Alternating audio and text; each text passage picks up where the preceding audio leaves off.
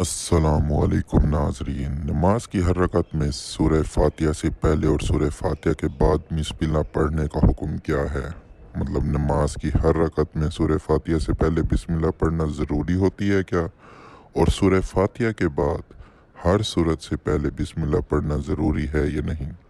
नमाज की हर रकत में सूरह फातिहा से पहले और सूरह फातिहा के बाद सूरत से पहले बिस्मिल्लाह ज़रूरी नहीं, बल्कि इमाम और तन्हा नमाज पढ़ने वाले मर्द और औरतों के लिए पहली रकात में यानी सना यानी सुबहानक अल्लाहुम्मा मुकम्मल और ताऊज़ यानी औज़ुबिल्लाहि मिनश्शैतानिर्रजीम पढ़ने के बाद तस्मीह यानी बिस्मिल्लाहिर्रहमानिर्रहीम पढ़ना सुन्नत है।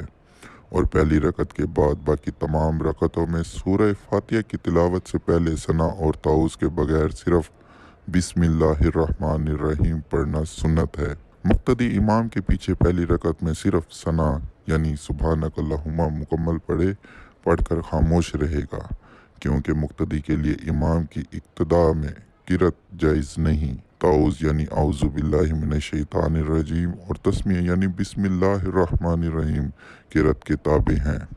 मसबूक जिससे रकत छूट जाए के लिए इमाम के सलाम के बाद बकिया नमाज की हर रकत में सूरह फातिहा की तिलावत से पहले बिस्मिल्लाहिर्रहमानिर्रहीम पढ़ना सुन्नत है। और इमाम या तन्हा नमाज पढ़ने वाले शख्स के लिए हर रकत में सूरह फातिहा के बाद सूरह शुरू करने से पहले भी बिस्मिल्लाहिर्रहमानिर्रहीम पढ़ना मुस्तहिब है। जज़ाकल्लाहु खैरा।